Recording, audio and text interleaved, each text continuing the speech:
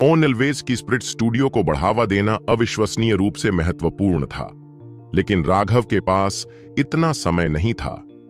उन्होंने उन्हें 3 बनाने के लिए एसोसिएटी रूप से परिष्कृत किया और फिर वह खुद एकांत में चले गए। एक हिस्सा ऐसा भी था जिसमें उसने सीमा और नेहा को दिया था, और कुछ हिस्सा स्काईवुड पैलेस में अमोदिता के पास भी भेजा गया था। जहां तक अर्जुन की है तो उसे उसकी बर्बादी की बात नहीं थी। उनका साधना पथ अन्य लोगों से अलग था और उनकी आत्मा मूल से कोई लेना देना नहीं था। जब तक वह एक दोष रहित दांव हृदय बनाए रखता था, तब तक लंबी श्रृंखला के औषधीय सिद्धांतों का उपयोग करके अपने साधना आधार को लगातार ऊंचा उठाया जा सकता था। आत्मा के पसंदीदा प्रकरणों के बाद राघव अंततः शांत हो गई। जिस समय उसे सभी की शक्ति बढ़ाने की आवश्यकता थी, उसी समय उसे अपनी स्वयं की शक्ति भी बढ़ाने की आवश्यकता थी। किराए में जाओ, राघव ने आहा भारी। गोली भट्टी में राख को देखकर उन्हें थोड़ी शक्ति का एहसास हो रहा था। इस पृथ्वी को नियंत्रित करना बहुत कठिन है। अभी भी मैं इसका उपयोग पेंटिंग को परिष्कृत करने के लिए नहीं कर सकता, वह भारी है। अभी अभी उन्होंने 5वीं श्रेणी की औषधीय गोलियों को परिष्कृत करने के लिए पृथ्वी की गहराई का उपयोग करने की कोशिश की थी, लेकिन यह शुरुआत में ही विफल हो गई थी। गोली भट्टी में औषधीय तत्व तुरंत राख में बदल दिए गए। लड़ने के लिए इसका उपयोग करना ठीक है, लेकिन मेरी वर्तमान आत्मा ऊर्जा के साथ मेरे लिए इसका सूक्ष्मतम विस्तार तक नियंत्रित करना असंभव है। राघव अपना सिर हिलाने से खुद को रोक नहीं पाई।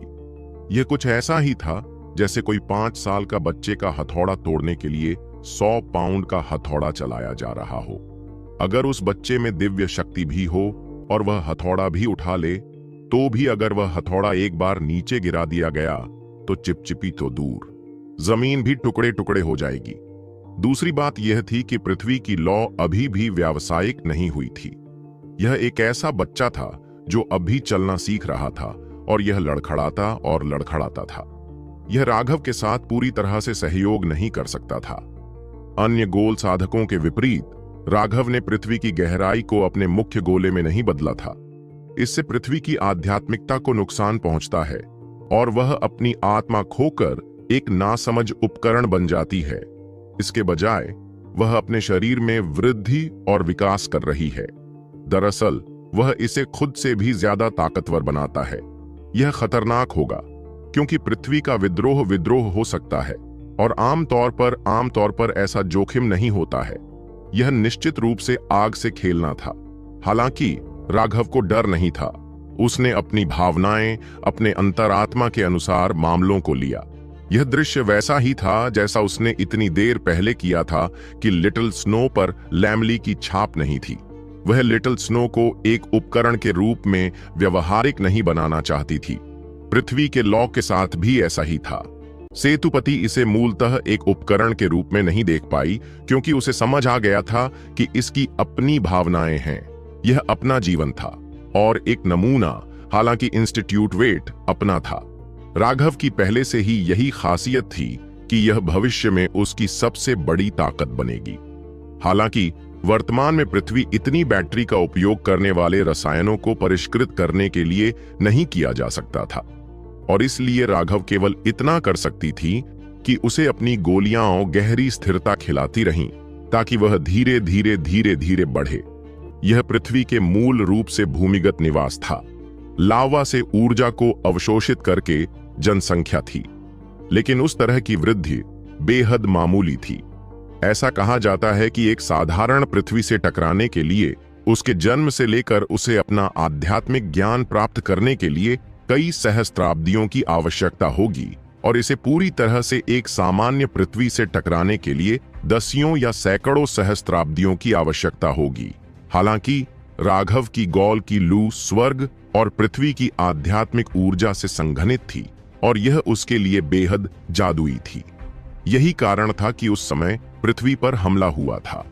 यह भोजन को देखकर एक सहज प्रतिक्रिया थी। अपनी दिव्य अंगूठी की सहायता से जिस दर से उसने अपने गोल की लौ को संगठित किया, वह अब पृथ्वी की लौ के खाने से कहीं अधिक थी। खत्म होने के डर के बिना वह धरती की लौ को तब तक खा गया जब तक कि वह पूरी तरह से भर न जाए। फिर उसे कुछ दिनों तक गहरी नींद आ गई। इसके अलावा कुछ ही दिनों के बाद पृथ्वी की अर्थव्यवस्था मजबूत हो गई थी। इससे राघव बहुत खुश हुई, क्योंकि उस तरह की वृद्धि दर बहुत सारे लड़के वाली थी। उनके एक हाथ पर नीले रंग के सांप का टैटू बना हुआ था, दूसरे हाथ पर भी सर्प का टैटू बना हुआ था। ऐसा कुछ था जिस पर उसने कुछ समय बाद ही ध्यान दिया था। यह फोटो बहुत ही विस्तृत थी और इसमें सांप के छोटे छोटे शल्क भी देखे जा सकते थे। ध्यान देने योग्य जांच से पता चला कि वे पैमाने नहीं थे, बल्कि असंख्य छोटे टिमटिमाते बिजली के रन से बने थे। ये बेहद विचित्र था। मेरा सारा वज्रबल वास्तव में मेरे बाएं हाथ में संघनित हो गया है। उसके खून में अब वज्रबल का कोई भी रूंड नहीं था। वह सब उस एक हाथ में था।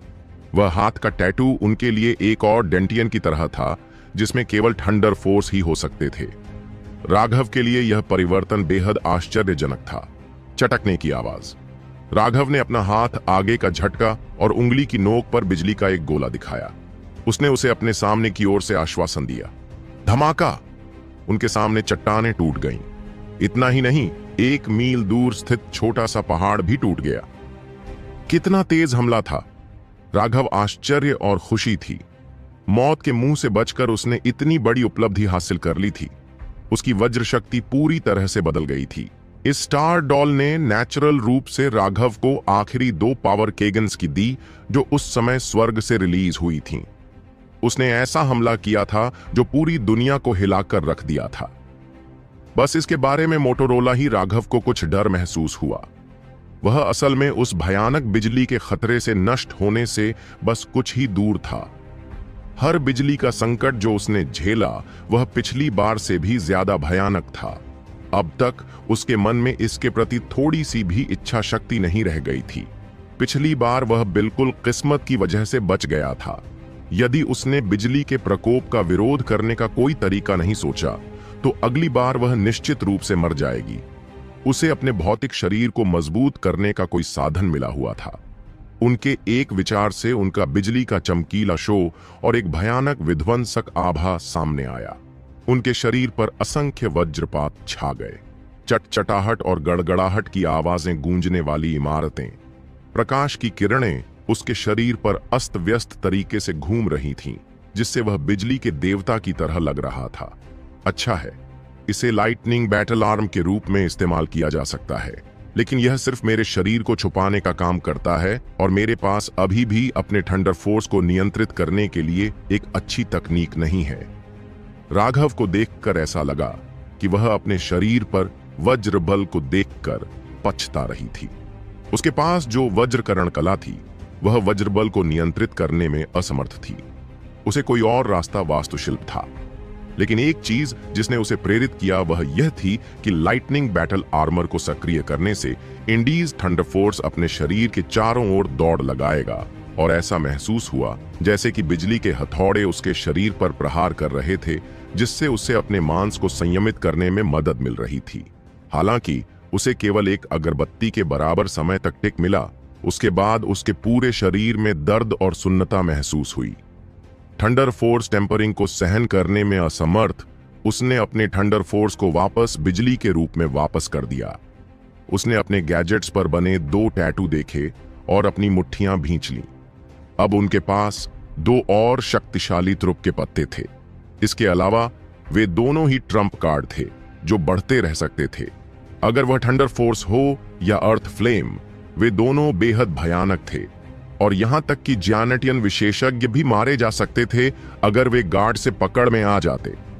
वर्तमान में उनका वज्रबल पृथ्वी से भी थोड़ा अधिक शक्तिशाली था, लेकिन ऐसा इसीलिए था क्योंकि पृथ्वी अभी भी बहुत ऊपर उठी थी और उसे बढ़ने में समय लगना था। आपके बाएं हाथ पर बिजली के सांप के टैटू की ओर देखते हुए सबसे राघव अचानक निकली। बिजली के सांप के टैटू से कुछ ही दूरी पर एक अर्धचंद्रकार टैटू था। इस समय सीधे उस चांद की ओर, मानो वह इधर उधर खेल रही हो। लंबी जंजीरें चमके बिना नहीं रह सका और उसके दिमाग में एक खूबसूरत चेहरा उभर आया। आत्मा चुराने वाली उन आंखों की जोड़ी ऐसी थी जिसे वह कभी भूल नहीं पाई। फिर जब उसने सोचा कि कैसे वे दोनों थकान में एक दूसरे पर लेटे थे, जब उसने अपने कोमल शरीर और मूड के बारे में सोचा, तो वह कुछ उदास महसूस करने से खुद को रोक नहीं सकी। उसे नहीं पता था कि उसने उसे फिर कभी क्या देखा। यूं सियाओ शाम के संबंध में राघव ने एक अवर्णनीय भावना का अनुभव किया। शुरुआत में जब वह पहली बार उनसे स्नातक की उपाधि प्राप्त की थी, तब उन्होंने उन्हें एक अनोखा विशेषज्ञ समझकर कृतज्ञता से भर दिया था। लेकिन दूसरी बार जब वे राक्षसों के रसातल में मिले, तो यह पूरी तरह से विनाश हो गया। युद्ध कौशल इतने शक्तिशाली थे कि वे किसी व्यक्ति को अंदर तक झकझोर देते थे, लेकिन इतना कम अनुभव कि यह किसी व्यक्ति को उसके लिए अविश्वसनीय रूप से चिंता कर देता था। कभी कभी वह इतना शांत लगता था कि यह अनोखा लगता था, और कभी कभी वह इतना अजीब लगता था कि यह अजीब लगता था। वह असल में किसी व्यक्ति का दिल चुराने में असमर्थ था। इसे एक तरफ से निर्देशित और खुद को शांत करके राघव ने आराम दिया, और फिर अपने शरीर को कठोर बनाने के लिए थंडर फोर्स का इस्तेमाल जारी रखा। वह अपने शरीर को अधिकतम संभव स्तर पर लाने के लिए अपने थंडर फोर्स का उपयोग करना चाहता था, इससे पहले कि वह कठोर बनाने की प्रक्रिया से जुड़ जाए। लेकिन वह केवल 7 दिनों के लिए एकांत में था जब महेंद्र ने उसे बुलाया और उसे वार्षिक सामुदायिक नेता की आधिकारिक बैठक में एक मिशन के लिए भाग लिया। जब उसने यह सुना तो वह अवाक रह गया।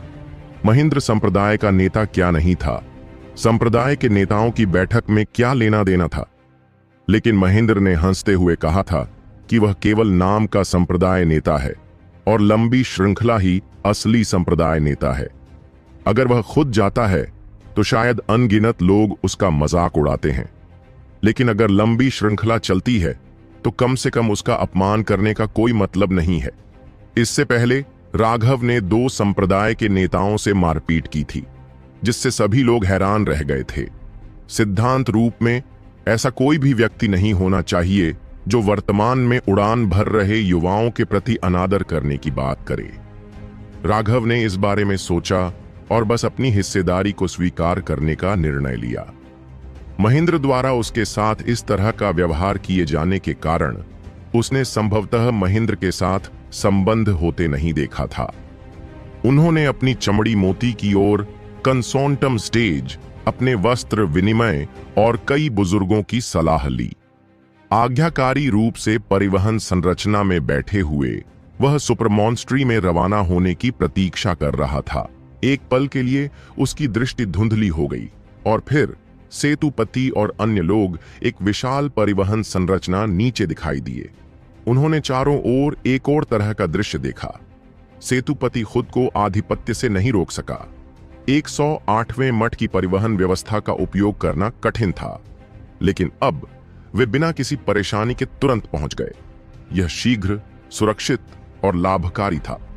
उनकी आंखों में अभी भी एक विशाल चौक दिखाई दे रहा था और चौक के मध्य में 300 मीटर का एक प्रतिमान था। मूर्ति में एक शांत चेहरे वाले बुजुर्ग को स्थापित किया गया था, जिसके चारों ओर अमृता का वातावरण था। यह मूर्ति जो 108वें मठ में थी, लेकिन यह मूर्ति 10 गुना बड़ी थी और यह बिल्कुल भी क्षतिग्रस्त नहीं थी। यह आकर्षक रूप से जीवंत थी और राघव से एक अजीब आकर्षण महसूस हुआ। लगभग ऐसा ही लगा जैसे यह मूर्ति जीवित हो। यह एक बहुत ही रहस्यमयी एहसास था। यह स्पष्ट रूप से वस्तुतः एक मूर्ति थी और इसमें कोई भी संरचना नहीं उकेरी गई थी। उसका पता नहीं चल पाया। एल्डर राघव, संप्रदाय के नेता महेंद्र ने आपको शांत रहने का निर्देश दिया है। जैसे ही वे ज्वांटियन सुपरमठ में पहुंचे, एक एल्डर ने जल्दी से अपना मुंह खोला। राघव को प्रमोशन एल्डर पैड पर सहयोगी बनाने के लिए नियम तोड़े गए थे। सच तो यह है कि सेतुपति बस को उस डिग्री तक वहन किया जा रहा था। हर पल उसे उस डिग्री को खुद से क्रॉचने की इच्छा थी। उनके पास ऐसे ही तुष्ट मामलों से स्नातक का समय नहीं था। इसके अलावा पहले मठ में अब बहुत कम लोग थे। शायद सबसे बड़ी राघव के शामिल होने से पहले कुछ विवाद मौजूद रहे होंगे, लेकिन बड़ी राघव के शामिल होने के बाद वे परेशान करने वाले लोग पहले ही दूसरी दुनिया में चले गए थे। कानून की कोई बर्बादी भी नहीं थी। राघव को कानूनी संपादकीय अधिकारी का पद दिया गया था ताकि वह इस संप्रदाय के नेताओं की बैठक में भाग लेने के लिए महेंद्र का प्रतिनिधित्व कर सके। हालांकि महेंद्र ने राघव को सही अर्थ में उदाहरण दिया था और जाने से पहले उसने परामर्शदाता को चेतावनी दी थी कि वे उसकी निजी जगहें हैं। अंततः युवा लोग अधिक बेशर्म होते हैं। इस प्रकार उन्होंने राघव को चेतावनी दी। उम्मीद है कि वह खुद को तैयार कर लेंगे। सुप्रमठ के 108 मठों के बीच कई आंतरिक विवाद थे। तीसरे साल तक लड़ने के बाद पहले से ही अलिखित बाजीगरी का एक सेट था। महेंद्र को चिंता थी कि राघव उन अलिखित दस्तावेजों के बारे में जानकारी के बिना दस्तावेजों का सामना करना शुरू कर सकता है, जिससे परेशानी हो सकती है। चिंता मत करो, मुझे पता है कि कब कठोर बल का प्रयोग करना है और कब प्रभाव बल का प्रयोग करना है। राघव ने अपना हाथ हिलाया। उन बुजुर्गों को समझ नहीं आ रहा था कि वे हंसें या रोएं। कौन उसकी ऐसी बातों पर विश्वास करेगा? लेकिन वे पहले से ही यहां थे और इसलिए वे केवल राघव की तलाश कर सकते थे। किसी भी मामले में वे बस अतिरिक्त लोग थे। वे अभी भी समुद्र तट पर थे कि एक आदमी दौड़ने आया और उन्हें बैठक स्थल तक ले गया। लेकिन जब उस आदमी ने राघव को देखा तो वह हैरान रह गया। क्या मैं पूछ सकता हूं, तुम कौन हो? यह लॉग राघव है, हमारे प्रथम मठ का प्रचार एल्डर। हमारे समुदाय के नेताओं का स्वास्थ्य अभी ठीक नहीं है और इसलिए एल्डर सेतुपति ने प्रथम मंच का प्रतिनिधित्व करने के लिए अपनी जगह ले ली है। सेतुपति के बगल में बैठे एल्डर में से एक ने उत्तर दिया। राघव, मैंने उसके बारे में नहीं सुना है। प्रारंभिक अस्थि निर्माण क्षेत्र का कोई व्यक्तिगत मठ के संप्रदाय के नेताओं का प्रतिनिधित्व कैसे हो सकता है? पहला मठ वास्तव में पतन की ओर से विनाश है। उस आदमी के चेहरे पर उदासी का भाव दिखाई दिया। पांव, एक हाथ सीधे उसके चेहरे पर मारा जिससे वह उड़ गया। एक हालिया चीख और उसके दांत खून से सने रत्नों की तरह हवा में शान से उड़ने लगे। एल्डर राघव! वे बुजुर्ग अचंभित थे, बिना नहीं रह सके। उसने क्या नहीं कहा कि उसने खुद को थोड़ा रोका? जब उसने कहा कि वह प्रभाव बल का प्रयोग करना जानता है तो उसका यही मतलब था। मैं यहां ट्रायल के लिए आया हूं, नकली ताने सुनने के लिए नहीं। एक मेरिडियन सार्जेंट मेरा अपमान करने की हिम्मत कैसे कर सकता है? राघव ने बड़ों की चीखों को अनहेल्दी करते हुए कोल्ड स्वर में कहा। तुम्हारी मौत मुझ पर प्रहार करने की? वह आदमी सुप्रमठ में बस एक बुजुर्ग था, उसका ऊंचा ऊंचा नहीं था। हालांकि उनकी साधना का आधार पहले से ही शुरुआती मेरिडियन सोलोमन तक पहुंच चुका था। इसलिए राघव द्वारा नामांकित मारे जाने पर वह चौंक गए और क्रोधित हो गए। वह दहाड़ा से टूट गया, लेकिन उसके दांत जमीन पर टूट गए और जीभ से लटक गई, जिससे मी अंततः मेह में बदल गया। एक कुत्ते के रूप में सुरक्षा सही तरीकों से नेतृत्व करना चाहिए। ऐसी बातें मत कहो जो संरक्षण नहीं कहना चाहिए। आप क्या नेतृत्व कर सकते हैं या नहीं? यदि आप नहीं कर सकते तो अपने कुत्ते के घर वापस भाग जाओ, राघव ने कहा। तुम्हें मरना चाहिए। वह दहाड़े से टूटा हुआ और सीधे राघव पर टूटा हुआ आदमी था। उसकी पेटी पर जा गिरी। उस शक्ति ने शून्य को हिला दिया और राघव के पीछे सभी बुजुर्ग डर गए। वे अच्छे ही अस्थि संरचना के क्षेत्र में शिखर पर थे और वे 8 हड्डियां तोड़ी वाले थे, लेकिन मेरिडियन ज्योतिषी विशेषज्ञ के सामने वे प्रतिरोध करने में कमजोर थे। सेतुपति ने अपने प्रतिद्वंद्वी की नासिका से अपनी पथरी को अलग कर लिया। हालांकि उसने अपनी पथरी की सारी शक्ति को छीनने के लिए एक कुशल तकनीक का इस्तेमाल किया और कोई शॉकवेव नहीं हुआ। इंसान को ऐसा लगा जैसे प्लास्टिक की गोलियों में रुई लग गई हो। उसकी ऊर्जा कहीं और नहीं जा पा रही थी और इस एहसास से उसे लगभग खून की खांसी हो गई। इससे पहले कि वह कुछ प्रतिक्रिया कर पता और आगे क्या कर रही है, उसने अपने सिर के पीछे एक शक्तिशाली दबाव महसूस किया, जिसने उसके सिर को नीचे की ओर धकेल दिया। जैसे ही उसका सिर नीचे झुका, उसने देखा कि उसकी नजर में एक स्केटिंग घुघुना बड़ा हो रहा है। तभी उसे पता चला कि कुछ बुरा होने वाला है। उसकी नाक से तेज दर्द आया और हार्डीज की आवाजें आ गईं। वह आदमी राघव के सिक्कों से लेकर कुछ किलोमीटर दूर फूलों के झुरमुटों के बीच जा गिरा। मूल बर्फ जैसे सफेद फूलों पर उसके लाल रक्त के छींटे पड़ गए थे, जिससे वे शोककुल होते हुए भी सुंदर लग रहे थे। ओह, अब मुझे समझ आया कि फूल लाल क्यों होते हैं। बुजुर्गों में से एक उन रक्त रंजित फूलों को देखने से खुद को रोकना संभव नहीं है। अधिक उम्र के बुजुर्गों से एक ने बड़बड़ाते हुए कहा, एल्डर राघव, क्या आपने नहीं कहा था कि आप प्रभाव बल प्रयोग करना जानते हैं? राघव ने मासूमियत से अपना हाथ हिलाते हुए कहा, मैंने कहा था कि मैं ऐसा व्यक्ति हूं जो कठोर बल और मजबूत बल का प्रयोग करता है। देखिए, मैंने अपने बल को पूरी तरह से नियंत्रित कर लिया है। वह मेरा नहीं है, लेकिन वास्तव में जीवित भी नहीं है। यह कठोर और मजबूत बल के बीच बिल्कुल सही है। लेकिन जाने दो। हालांकि तुम सब मेरे बड़े हो, लेकिन इसका मतलब यह नहीं है कि तुम मेरे व्यवसाय को अधिक स्पष्ट रूप से देख सकते हो। ऐसा मूर्ख जो हमें परेशान करने के लिए हमारे पास आया है, उसके पीछे निश्चित रूप से कोई है जिसने उसे हमारे लिए मुश्किलें खड़ी करने के लिए यहां भेजा है। छी, ये किस तरह का मजाक था? सुपरमठ के 108 मठों में कुछ लोग ऐसे हो सकते हैं जो नहीं जानते कि मठ का मुखिया कौन है, लेकिन निश्चित रूप से ऐसा कोई नहीं है जो नहीं जानता कि मैं कौन हूं। तुम्हें इतनी स्पष्ट दृष्टि भी नहीं आई? अगर मैंने उसकी कुछ बातें सहन कर ली हों, तो वह हमें दूसरी तरह से ढूंढने लगती है। क्या आप लड़ने से पहले तब तक इंतजार करना चाहेंगे जब तक आप इसे और सहन नहीं कर सकते? माफ कीजिए, मैं लेकिन उस तरह का व्यक्ति नहीं। देखो, लोग पहले से ही आ रहे हैं। ये सब पहले से ही तय है। बस कुछ मत बोलो और बेकार ड्रामा देखो। जैसे ही राघव ने कहा, कई विशेषज्ञ दौड़ते आए। सामने वाला व्यक्ति एक मध्यम आयु वर्ग का व्यक्ति था जो सुपरमत के वस्त्र पहने हुए थे। उसका शक्तिशाली आहा उसे एक जियांटियन विशेषज्ञ के रूप में नाटक करता था। कौन व्यक्ति मेरे जंटियन सुपरमठ में इतना बुरा व्यवहार करने की हिम्मत कर सकता है? मध्यम आयु वर्ग के व्यक्ति ने चिल्लाकर कहा। राघव ने ऐसा अभिनय किया जैसे उन्होंने उसे देखा ही न हो और बस बहुत आगे बढ़ रही हो। उसके पीछे वाले बूढ़े ने जल्दी से अपना सिर नीचे कर लिया, कुछ भी नहीं कहा और ऐसा अभिनय भी किया जैसे उसने उसे देखा ही न हो। अब वे राघव की मकड़ी का अनुभव कर चुके थे और वे राघव की अद्भुतता से भी हैरान थे। एक ही नजर में उसने इस योजना को भांप लिया था। उसका नजारा अद्भुत और तेज था। अरे, मैं चौंका देने वाली बात कर रहा हूं। किसी को पीटने के बाद तुम बस चलना चाहते हो? जियानट विशेषज्ञ ने कहा। यह देखकर कि राघव को अभी भी अनसुना किया जा रहा था, उसने राघव में तोड़फोड़ की और अन्य लोगों को अपने हाथ से खरोंचने से मना कर दिया। तुम मुझे क्यों रोक रहे हो? सेतुपति ने उत्सुकता से पूछा। तुमने किसी को घायल कर दिया और अब तुम बस चलना चाहते हो? सेतुपति ने थोड़ा सा दर्द सहते हुए एक बुजुर्ग से पूछा। मैं केवल मानवीय भाषा ही समझ सकता हूं। वह जो कह रहा है उसका अनुवाद करने में मेरी मदद करें।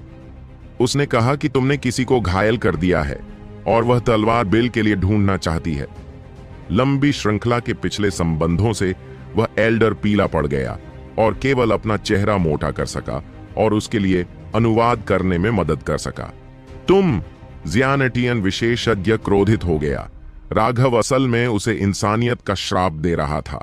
राघव ने अपनी तरफ देखा तक नहीं, उस बुजुर्ग से बात करना जारी रखा। उसे बताओ कि मैंने किसी को नहीं मारा। मैंने तो बस एक कुत्ते को सबक सिखाया जो मेरी बात नहीं सुनता। अगर सुपरमत को कोई समस्या है तो कुत्ते के मालिक को असली बात करवाओ, नहीं तो या तो हमला करो या भाग जाओ। ऐसा देखने के बाद राघव ने उस आदमी को बैन कर दिया और अपने लोगों को वहां बुला लिया। वह आदमी पूरी तरह से नष्ट हो गया था। उसने अपने प्यारे दांतों को झिल्लियों से भींच लिया था, जिससे उसे लगा कि वे टूट जाएंगे। राघव की पीठ की ओर इशारा करते हुए उसने चिल्लाते हुए कहा, अच्छा, बस रुको राघव, मैं इस मामले की रिपोर्ट उच्च अधिकारियों को दूंगा। पहले मैच को शादी का इंतजार करना चाहिए। राघव ने उसे बिल्कुल तरह से नजरअंदाज कर दिया, उसे हवा की तरह समझाया। उस व्यक्ति के अपमान से लगभग मोटा हो गया। किसी को अपमानित करने का सबसे बड़ा तरीका उसे अनदेखा करना है। यदि आप उसे गिल्टी देते हैं तो यह उसकी प्रतिष्ठा पुनः प्राप्त हो जाती है। राघव निश्चित रूप से उसे ऐसा मौका नहीं देगी। अगर राघव वाली स्पष्ट जाल को नहीं देखा जा सकता है तो वह राघव नहीं होती है। इसलिए उसने इसे सरल तरीकों से जब्त कर लिया। उस पर और अधिक शब्द टूटने के लिए बहुत आलसी था। यह सुपरमठ में उनका पहला दौरा था। सुपरमठ में अनगिनत महल हॉल थे और अगर वह अकेली आती है तो निश्चित रूप से खो जाती है। सौभाग्य से इनमें से दो बुजुर्ग भी पहले भी रामानंद के साथ इन वार्षिक बैठकों में आ चुके थे और इसलिए वे उस स्थान की स्थिति से परिचित थे। 1 घंटे बाद राघव एक विशाल महल में लॉन्च हुआ जो आश्चर्यजनक रूप से विशाल और आकर्षक था। जैसे ही वह मुख्य हॉल में शामिल हुआ, उसने 108 दर्शनीय स्थलों का अवलोकन किया। पहली सीट के अलावा बाकी पर पहले से ही लोग बैठे थे। वे स्वभावतः 108 मठों के संप्रदाय के नेता थे। प्रत्येक संप्रदाय के नेता के पीछे बुजुर्ग कई देवता थे। यह अज्ञात था कि वे किस बारे में कानाफूसी कर रहे थे, लेकिन जब राघव दिखाई दी तो वे सभी चुप हो गए। उसकी ओर देखा। वहां बिल्कुल सही विकल्प था। सैकड़ों अलग अलग सेतुपति पर टिकी वाला था, लेकिन वे सैकड़े अवैध साम्यवादी नहीं थे। उनसे कईयों में तो गहरी दोस्ती और नफरत भी थी। इन सब में से दूसरे मठ और नए 108वें मठ के संपर्क सबसे तेज थे। राघव ने रेशम से मुस्कानाया। सोसाइटी गठबंधन को पहली बार अनपेक्षित करते हुए वह बैठ गई। यह पहला मठ का सिंहासन था और सभी 108 मठों का शिखर सिंहासन भी था। अनगिनत लोग सपने में भी उस कुर्सी पर बैठने के लिए तरसते थे। कुर्सी पर बैठे हुए राघव को कोई अनोखा एहसास नहीं हुआ। घास के मैदान पर आरामदायक भी नहीं था, लेकिन उन तृष्णालु अंतर्विरोधों को देखते बेकार जो भी हो, लंबी श्रृंखला को अभी भी बेहद करीब होने का नाटक करना था। आजकल मेरे मठ की स्थिति में ग्रेड है। एक नामांकित युवा का इतना ऊंचा पद लिया जाता है, एक व्यक्ति को उपहास का पात्र बनाया जाता है। भीड़ में से एक वैज्ञानिक आवाज गूंजी। उस आवाज को सुनकर लंबी राघव के पीछे के सितारे बुजुर्ग चौंक गए। वे इतनी जल्दी उन मोटे साधे रहे थे और अपनी दोस्त बिल्कुल भी नहीं छुपे रहे थे। राघव ने बज की दिशा में देखा और पाया कि वक्ता आखिरी सीट से आया था। यह पहले मठ के मूल विशेषज्ञ में से एक था। उसने उसे एक बुजुर्ग के रूप में वित्त किया जो उस समय समर के पीछे खड़ा था। वह अपने ऑफिस के आसपास लग रही थी। उसकी आंखों में स्नोली उपहास भरी हुई थी और वह सीधे राघव पर जा रही थी। हालांकि उसने राघव का नाम नहीं लिया था, लेकिन वहां मौजूद सभी लोगों को यह स्पष्ट था कि वह उसी पर प्लास्टिक साध रहा था। वह मूल रूप से एक एल्डर थे, लेकिन समर की मृत्यु के बाद उन्होंने आसानी से अपने संप्रदाय के नेता का पद ग्रहण कर लिया था। हालांकि ऐसा लगता है कि वह 108वें मठ के संप्रदाय के नेताओं से नहीं थे। मूल रूप से मठ 2 मठों में विभाजित थे। एक का नेतृत्व समर कर रहे थे और दूसरे का नेतृत्व दूसरे मठ के गिरीश कर रहे थे। दोनों खेमों ने अनगिनत तक गुप्त रूप से बैटल गर्ल बनाई थी, लेकिन दोनों खेमों में से हमेशा समर ने ही गिरीश को खत्म कर दिया था। जहां तक गिरीश का सवाल है, वह लगातार समर को हथियार बनाने और पहले मठ का स्थान हासिल करने के लिए काम कर रहा था। उन 2 शिविरों के अलावा कुछ तटस्थ मठ भी थे जिनमें सबसे अधिक हत्यारे रखे गए थे। क्योंकि वे बहुत कमजोर थे, उन दोनों शिविरों पर ध्यान भी नहीं दिया गया। वे सभी प्राचीन प्राकृतिक तक बस कच्चे माल के अतिरिक्त थे। लेकिन इससे पहले कि दोनों खेमों के संघर्ष का निष्कर्ष, सेतुपति प्रकट हुआ और समर की हत्या कर दी गई, जिससे सभी लोग घायल हो गए। हालांकि यह राघव नहीं थी जिसने उन्हें व्यक्तिगत रूप से मारा था, लेकिन समर की निश्चित रूप से उनकी वजह से मृत्यु हो गई थी। यह घटना किसी की भी उम्मीद से परे थी। हालांकि इसके बावजूद पहले मठ के पास जो संसाधन थे वे बहुत अधिक आकर्षित थे और विभिन्न संप्रदायों के नेताओं को लालच से लाल स्थान पर रहने के लिए मजबूर किया गया। पहले मठ की महिमा ने उन्हें वैध रूप से पागल कर दिया। मूल प्रथम मठ सम्राटों से भिखारियों में तब्दील हो गया था। इस तरह की गिरावट उनके लिए खुद को उदास करने के लिए लगभग पर्याप्त थी। उनके शिष्यों में से अधिक सीधे ही मठ चले गए थे। जहां तक बुजुर्गों का सवाल है, उन्हें भी लगा कि जैसे पहले मेट में ग्रेड दिया गया था और अकल्पनीय रूप से स्वीकार करने के लिए वे एक बेहतर नौकरी की तलाश में चले गए। वर्तमान 108वें मठ के संप्रदाय के नेता विश्रुत थे। वे समर के छोटे छोटू भाई थे। जब उन्हें संप्रदाय का नेता नियुक्त किया गया तो वे अपने दांतों में तोड़ फोड़ कर रहे थे, लेकिन वे इसके बारे में राष्ट्रपति थे। यदि सभी लोगों के पास उस स्थान पर अन्य वस्तुएं नहीं थीं, तो 108वें मठ की टूटी फूटी स्थिति देखकर वह स्वयं ही अपना सामान वहां से चला गया। लेकिन वह हार नहीं मानी थी। हालांकि पहले मठ में राघव थी, लेकिन इसका मतलब यह नहीं था कि भविष्य में घर नहीं होगा। जब वे ऐसे अवसर की प्रतीक्षा कर रहे थे, तभी उन्होंने सुना कि रामानंद ने अपने संप्रदाय के नेता का पद छोड़ दिया है और चले गए हैं, और यहां तक कि सोहम भी चले गए हैं और सारी गड़बड़ी महेंद्र पर डाल दी है। परिणाम स्वरूप विश्रुत और गिरीश ने वास्तव में सभी अलग अलग मठों के संप्रदाय के नेताओं को एकजुट कर दिया था। वे महेंद्र की प्रतिष्ठा को खत्म करना चाहते थे और पहले मठ पर इतनी दबाव डाला कि वे अपनी पीठ से अपना पद छोड़ दें। महेंद्र को एक बूढ़ा लोमड़ी भी माना जा सकता था और उसने बहुत पहले ही कुछ सुराग देखे थे। उन्होंने खुद से पूछा, क्या वह संप्रदाय के नेताओं से बेहतर योजनाएं बना सकते हैं जो पूरे दिन वेबसाइटें बेचती रहती हैं? यह वास्तव में वह क्षेत्र नहीं था जिसमें वह माहू था, और इसलिए उसने राघव को भेजा। इसके लिए एक बेहतरीन अभिव्यक्ति थी। दुष्टों को दुष्ट लोगों द्वारा सबसे अच्छे तरीकों से आरोपित किया जाता है। संप्रदाय के नेता आयुष के शब्द हैं। अंततः संप्रदाय के नेताओं की प्रतिष्ठा एक समान स्तर पर होती है। उन्हें केवल विश्वसनीयता, प्रतिभा और युद्ध कौशल की आवश्यकता होती है, बल्कि उन्हें प्रबंधन के समृद्ध अनुभव की भी आवश्यकता होती है। कुछ लोगों के लिए अभी अभी पर्याप्त संप्रदाय प्राप्त होता है। यह दर्शाता है कि वे संप्रदाय के नेता समान स्तर पर बैठ सकते हैं। वास्तव में एक व्यक्ति को घृणा करने की आवश्यकता होती है, संप्रदाय के नेताओं ने कहा। उसकी थोड़ी पर एक भी बाल नहीं उगे हैं, फिर भी वह संप्रदाय के नेता का पैड लेने की गंदी हरकतें करता है। इतनी कम उम्र में उसकी कामरेड बेकार मोटी है। मुझे लगता है कि इसका मतलब यह है कि एक कुत्ते को बाघ से डरना नहीं चाहिए। एक अन्य संप्रदाय के नेताओं ने भी कुछ शब्द कहे। इन लोगों की बातें राघव के पीछे बैठे बुजुर्ग का दिल बैठा गया। विश्रुत और गिरीश के दबाव में सभी संप्रदाय के नेता एक साथ थे। हालांकि विश्रुत समर हल्का शक्तिशाली नहीं था, फिर भी वह बहुत शक्तिशाली था। मेरे बाल नहीं बढ़े हैं तो सही है, बात तो सही बात है। झूठे बाल बहुत बढ़ गए हैं, लेकिन इसका कोई फायदा क्या है? ऐसा क्या हो सकता है कि बाल आपके समुदाय के नेता बन जाएं? तो फिर असली सिद्धांत के अनुसार तुम कुछ सूअर क्यों नहीं पलटते? उनके पास बहुत सारे बाल हैं, इसलिए मुझे लगता है कि वे संप्रदाय के नेता भी अधिक प्रभावशाली हो गए हैं। राघव ने अपनी ओर से घृणा देखी। वे जीभ का खेल खेलना चाहते थे। फिर उसने उन्हें मौत के घाट उतार दिया। जैसे ही वह यहां आया, उसे लगा कि वह सांता क्रूज है। सभी लोग उनसे संपर्क कर रहे थे, लेकिन उनमें से उन लोगों से कभी कोई संपर्क नहीं हुआ जो उनसे मिले थे। अगर सेतुपति को इससे सच्चाई नहीं मिलती तो वह सेतुपति नहीं होगी।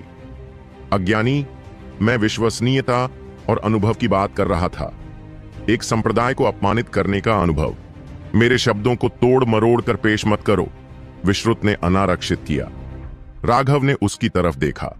ठीक है, अधिक तकनीकी रूप से कहा गया तो वह उसे बिना बगल से अंत तक नहीं देख सका। अनुभव? इस तरह के खिलौनों का कोई उपयोग नहीं है? ओह, मैं छोड़ देता हूं।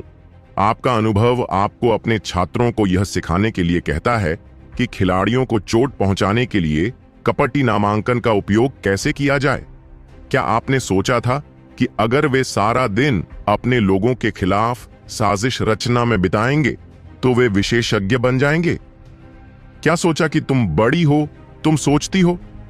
तुम सारा दिन बस अपनी दोस्ती के बारे में सोचती हो, दोस्ती करती हो, प्यास और अपने फायदे के लिए अलग काम करती हो, और यह सब बिना किसी शर्म के हो। लेकिन अब भी मेरे साथ दोस्ती की बात का सामना करना पड़ता है। तुम्हारे जैसे घटिया इंसान के लिए सत्य शब्द का इस्तेमाल कैसे किया जा सकता है? क्या सोचा कि बस इसलिए कि तुम यहां बैठे हो और कपड़े पहने हो, तुम कुत्ते से बेहतर हो? राघव ने दिया जवाब। उनके शब्दों ने विश्रुत को टूटे से कांपने पर मजबूर कर दिया। तुम बस अश्लील बातें कर रहे हो। तुम में आदर्शों की कमी है। विश्रुत ने ट्रॉमा से राघव की ओर इशारा किया। उसे समझ में नहीं आ रहा था कि क्या कहा जाए। बस दो, क्या संरक्षण पत्र भी है कि मानसरोवर क्या होता है? पिछले सप्ताह से मुनाफा के लिए आप अपना जमीर बेच सकते हैं, अपना सारा सम्मान दे सकते हैं। यहां कुछ शर्तें हैं जिनमें ध्यान से ध्यान देना चाहिए। मेरे पहले मठ को ढांचा बनाने की कोई योजना मत बनाओ।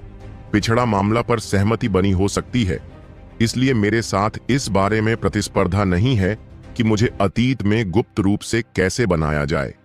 लेकिन अब से अगर कोई मेरे पहले चैट पर काम करता है, अगर कोई हमारी प्रगति को बढ़ावा देता है, तो परिणाम गंभीर होंगे। मैं जो कहता हूं वह कर सकता है। अगर आप में से कोई दूसरा शाकिटियान शामिल करना चाहता है तो किसी भी समय मुझे बताएं। राघव की बर्फीली दृष्टि सभी पर छा गई। उसके पीछे बैठे बूढ़े के दिल की नजरें तेज हो गईं। राघव के शब्द बहुत अधिक थे और यहां तक कि वे जो अध्ययन बड़े थे और सममूल्य भरा समय पहले ही चुकाया गया था, उनके अंदर भी युद्ध की भावना बनी हुई थी। हालांकि वे अब जवान नहीं थे, लेकिन वे कभी अपनी जवानी के वसंत में थे। लेकिन उन्हें कभी भी दबंग के रूप में राघव में नहीं देखा गया। प्रारंभिक बोन फोर्जिंग क्षेत्र में उन्होंने संप्रदाय के नेताओं का आमना सामना किया और ऐसे ही एक शब्द का उल्लेख किया, लेकिन किसी को भी अपने दृढ़ विश्वास पर संदेह करने का संकल्प नहीं था, क्योंकि राघव की पिछली जीत का प्रमाण प्रमाणित था। सभी के चेहरे पर भाव बदल गए क्योंकि उनके शब्द बहुत सारे थे। वह स्पष्ट रूप से उन्हें धमाका कर रहा था, जो पूरी तरह से अलग हो गया था। तुम बदतमीज बच्चे। जब हम दुनिया भर में आए थे तब दादाजी का जन्म भी नहीं हुआ था, विश्रुत ने कहा, अंतर्मुखी। पता चला कि वे ज्यानटियन विशेषज्ञ थे और 100 से रह रहे थे। रामानंद को किसी व्यक्ति के रूप में लिंग करना जो केवल 100 साल से कम उम्र का था, उनसे सबसे कम उम्र का था। राघव जैसे व्यक्ति के लिए जो 20 साल का भी नहीं था, उसकी इस तरह की बात करना उसके चेहरे पर एक क्रॉकेट तमाचा था। क्या बूढ़ा होना इतना आश्चर्यजनक है? इसका मतलब तो यही है कि तुम जल्दी ही मिट्टी में दफन हो गए हो। इसके अलावा अपने आचरण से छोड़ी गई दुनिया भर में अपना नाम रोशन रखा है। ऐसा नहीं है कि मैं तारा नीचा दिखाना चाहती हूं, लेकिन मैं असल में कैसे तारा नीचा दिख रही हूं। तुम्हारे इस तरह के चरित्र के साथ, यहां तक कि सुपरमत के संरक्षण के साथ भी, तुम केवल अपनी शक्ति का मिथ्याकरण करना और दुष्टों को धमाका करना जानते हो। राघव ने कहा, अगर आपने महामठ की सुरक्षा छोड़ने का साहस किया है तो अपने साथियों के साथ आप निश्चित रूप से दुनिया में एक दिन भी जीवित नहीं रह पाओगे, इससे पहले कि कोई हथियार पीट पीट कर मार डालेगा। भारा में जाओ। जब मैं बात कर रहा हूं कि मैं हथियार चींटी की तरह कुचल सकता हूं, तो तुम मुझ पर क्या विश्वास करते हो? विश्रुत ने कहा। जब वह पहली बार मंच पर थे तब वह एक शक्तिशाली व्यक्ति थे और किसी ने भी उनके साथ अभद्र व्यवहार की पुष्टि नहीं की थी। अब जब राघव ने बार बार उसका चेहरा बिजनेसमैन पर डाला तो उसकी हत्या की नौकरानी बढ़ गई। विश्रुत को पागल होते देखो, गिरीश मंद मंद मल्लाह। उसने कुछ भी नहीं कहना शुरू किया, क्योंकि वह जानता था कि उसका कुछ डूबना नहीं है। कोई और स्वाभाविक रूप से नेतृत्व चाहता था। उसकी तुलना में विश्रुत राघव से कहीं अधिक नफरत करता था। उनकी भविष्यवाणी बिल्कुल सही। उसे कुछ भी करने की सलाह नहीं दी गई थी कि शान विश्रुत में बर्बाद हो गई थी। इससे उसे बहुत तरोताजा महसूस हुआ और अंदर ही अंदर उसने विश्रुत को समझकर उसका मजाक उड़ाया। समर की तुलना में वह बहुत बेकार था। उसकी बात सुनकर लाजवाब राघव खड़ी हो गई। अपने हाथों को अपनी पीठ के पीछे से उसने अपनी जगह से उठाया और धीरे धीरे धीरा विश्रुत की ओर चल दिया। तुमने कहा था कि तुम मुझे चिंटी की तरह कुचल सकते हो। मुझे उन शब्दों पर संदेह है। मैं इसे पूछना चाहता हूं, उन्होंने कहा। अब सभी चुप थे। वे सभी राघव की हरकतों से चौंक गए थे। हालांकि राघव ने सबसे पहले ज्यानटियन स्पेशियलिटी को भी मारा था, लेकिन वह पृथ्वी की तबाही का कारण था और उसने उन्हें चौंका दिया था। अंतिम सामने की टक्कर में वह निश्चित रूप से मर जाएगा। और फिर भी इसी तरह वह विश्रुत के पास गया जिसे देखकर सभी हैरान रह गए। राघव पहले मठ का प्रतिनिधित्व कर रही थी और इस तरह के व्यवहार संप्रदाय के नेताओं के बीच शब्दों के अलावा लड़ाई नहीं के नियमों का उल्लंघन था। राघव विश्रुत के सामने आया। वे दोनों एक दूसरे से 3 इंच से भी कम दूरी पर थे। सभी के दिल अंदर से दिखाए गए। अब वे वास्तव में लड़ेंगे नहीं, है ना? मैं राघव आया हूं। मैं देखना चाहता हूं कि तुम मुझे कैसे क्रंच कर स्क्रैप हो। राघव ने विश्रुत को सीधे देखा। विश्रुत वो नहीं था और वह राघव से आधा सिर छोटा था। अब राघव असल में उसे नीची नजरों से देख रही थी। मैं किसी नकलची बच्चे से बहस करने के लिए बहुत बेचैन हूं। ऐसा करने से दूसरे मुझ पर हंसेंगे। विश्रुत ने अनसुना किया। ऐसा नहीं था कि वह हमला नहीं करना चाहता था, बल्कि उसकी आलोचना नहीं थी। यह सुपर मठ था और मठ का मुखिया इस जगह की झलक देख रहा था। यहां उसका गम नहीं था कि वह बेल हो जाए। आखिरकार राघव पहले मठ का प्रतिनिधि था। ठीक है, तो फिर मैं कुछ स्वामी स्वामी हूं। यह क्या है? राघव ने अपना हाथ आगे बढ़ाया। उसकी 5 अंगुलियां खुल गईं। हम एक बिल्ली का पंजा, विश्रुत ने अनारक्षित किया। गलत जवाब। इससे पहले कि विश्रुत कुछ प्रतिक्रिया कर पाता, सेतुपति की चैंपियनशिप से वह उड़ गया। अपनी कुर्सी सहित वह दूर जा गिरा। हर कोई दंग रह गया। यह घटना बहुत ही आश्चर्यजनक हुई थी। किसी ने भी यह उम्मीद नहीं की थी कि राघव पर हमला करने की पहली चाहत और इसी तरह की बराबरी पर हमला करना होगा। सेतुपति ने कहा, तुम्हारा जवाब गलत था। इसे व्यक्तिगत आधार पर तमाचा कहा जाता है। राघव के साथ आए सभी बुजुर्ग अचंभित थे। वे निश्चित रूप से फंस गए थे। राघव ने एक आपदा को बढ़ावा दिया था। राघव, भाड़ा में जाओ। विश्रुत जमीन से रेंगकर ऊपर आया। उसके चेहरे पर एक बड़े सा हाथ का निशान था और कड़ी मेहनत करने वाले ने उसे भयंकर रूप से दहाड़ने पर मजबूर कर दिया और उसे बड़ी राघव पर तोड़ दिया गया। बेवकूफ, क्या तुम मुझ पर उंगली उठाने की कोशिश करना चाहते हो? राघव ने न तो टाल मटोल किया, न ही उसका कोई उद्धार हुआ। विश्रुत क्रोधित हो सकता था, लेकिन राघव के शब्दों ने उसे सामने ही रोक दिया और हमला करने की आलोचना नहीं की। उसने राघव को बंद तक नहीं चलाया, लेकिन राघव मैनर्स से धूम नहीं मची और एक और बड़ा हाथ विश्रुत के चेहरे से दूसरी तरफ रेस्टलेस हो गया। एक स्पष्ट आवाज गूंजी जिससे सभी कांप उठे। हालांकि ताजा रिकॉर्डिंग वाला व्यक्ति विश्रुत था, लेकिन सभी के चेहरे पर एक सहानुभूतिपूर्ण दर्द महसूस हुआ। सेतुपति का हर बासमति से अधिक था। विश्रुत लगभग असंतुलित हो गया था।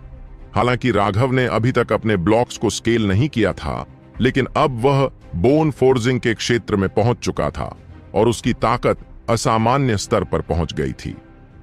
यदि किसी मेरिडियन विशेषज्ञ द्वारा मारा गया तो एक ही वंचनीयता से उसकी मृत्यु हो सकती थी, लेकिन एक शियांटियन विशेषज्ञ होने के बावजूद विश्रुत की त्वचा में इतनी रक्षात्मक क्षमता नहीं थी।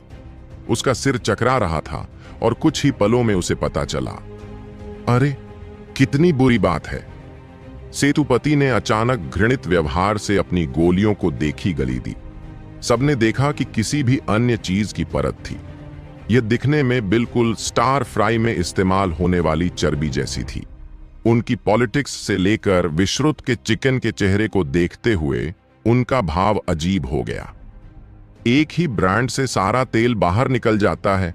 पहले मेट में कितना तेल था? सामान्य तौर पर किसी भी व्यक्ति को पथरी पर चुटकी ली जा सकती है। अब हो रही है। राघव को लिटिल उल्टी सी फील हुई, यहां तक कि उसे विंटेज क्रैक का पछतावा भी लगा। तभी विश्रुत फिर से जमीन से रेंगता हुआ आगे आगे चलकर लड़खड़ाता हुआ आया। अचानक उसके अंदर से हत्या का इरादा फूट गया और उसने अपनी आह छोड़ दी। मोटे लोगियों, मैं विश्राम शक्ति से प्रेरणा प्राप्त कर सकता हूं, लेकिन अगर आप अपनी जियांटियन शक्ति को सक्रिय कर रहे हैं तो यह जियांटियन मंडप को नष्ट कर देगा और मठ का मुखिया आपको मौत के घाट उतार देगा। राघव ने विश्रुत की ओर देखा तक नहीं, बस अपना हाथ साफ करना जारी रखा। तुम उफ! विश्रुत ने इंजन से मुंह में खून भर लिया। उसे अपने जीवन में कभी इतना दबा हुआ महसूस नहीं हुआ। राघव का भौतिक शरीर आश्चर्यजनक रूप से शक्तिशाली था और यह वैसा ही था जैसा उसने कहा था। यदि वह जियांटियन शक्ति का उपयोग नहीं करता है तो वह कुछ भी करने के खिलाफ है। लेकिन अगर उसने अपनी जायंटियन शक्ति का उपयोग किया तो यह पूरा महल हॉल तुरंत नष्ट हो जाएगा। यह जंतियन वेलेग था, एक इमारत जो जंतियन सुपरमथ की शुरुआत में बनाई गई थी और मूर्तिकारों के समान यह सुपरमथ का प्रतीक था।